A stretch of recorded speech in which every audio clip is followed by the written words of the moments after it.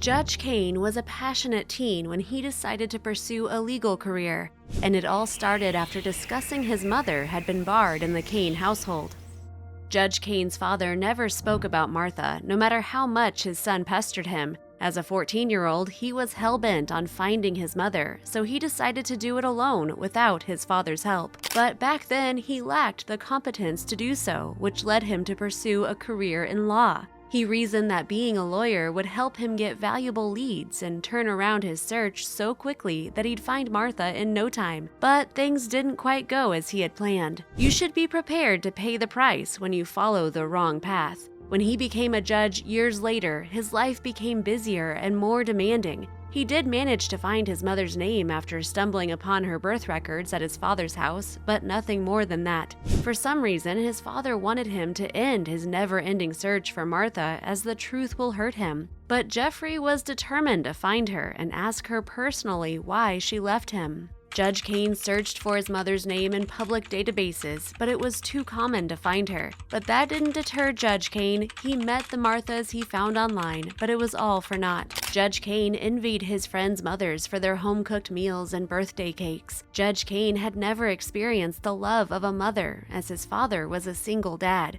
But everything changed one evening. Judge Kane was reviewing the court records of a woman who had fled overseas after abandoning her child with her ex-husband. Her ex-husband wanted alimony from her and had filed a lawsuit. Judge Kane took off his glasses and buried his face in his palms. "I can't believe it," he sighed, having read the case files. "Could she really be my mother? I sound crazy, don't I?" Then he suddenly remembered something and hastily pulled out a file from his drawer and began comparing some details. The file was Martha's hospital records he'd found at his father's house. He compared the name on the court and hospital records, and they were identical. He then compared the ages, and even they matched. Judge Kane was shocked. He couldn't take his gaze away from the photo he found in the case files. Judge Kane had an idea and dialed his secretary right away, asking her to forward all files pertaining to this case to him to compare DNA tests and every detail he could get. While comparing his mother's hospital records to the court files, Judge Kane realized he had received DNA test findings as new evidence during the previous court session. He hadn't had the chance to review it yet, so he decided to reschedule the trial. He was going to get his DNA compared with the Martha he found in the case files.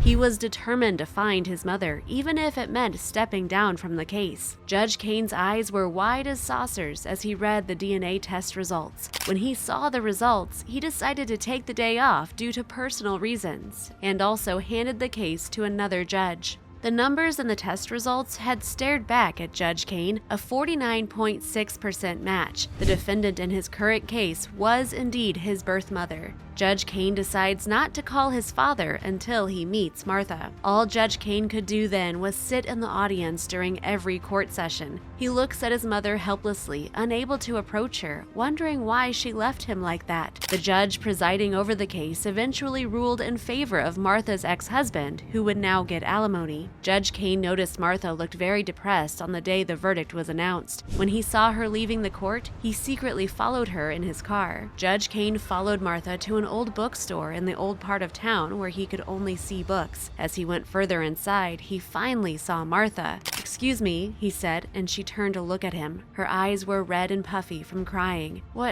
Who are you?" "This might be hard for you to hear, but Mom, it's me, Jeffrey." "Jeff?" Martha gasped. You're my son? How did you even find me?" Judge Kane expresses his gratitude for finding his mother despite her past and expresses his desire for answers. But Martha showed him that she is annoyed by him for following her and asked him to leave. Judge Kane asked his mother if she regretted leaving him, and she replied that she isn't. "I was a very ambitious woman, and I still am. When I was pregnant with you, I was young and didn't even know who your father was. I didn't have the means to support you, so I left you with my brother, David. I'd promised him I would be back soon, and Wait, what? You left me with your brother? That means Dad. He's my uncle? Is that why he never talked about you? And he never married or even dated anyone?" Martha told Jeffrey that David was an emotional fool who sacrificed his life for his nephew, and she was surprised when she fell in love again and had another son. "I had built a life for myself and was proud of it, but they had to find me and haul me to court. My company will have to pay the losses, and I have a lot on my mind. Please leave me alone, and I never want to see you again." Judge Judge Kane is shocked by his mother's selfishness and reveals that she never deserved him. He thought that she was forced to leave him due to her circumstances, but now hell awaits a selfish woman like her. Judge Kane was disappointed when he returned home to find his mother had not repented and he had not been able to tell her he loved her.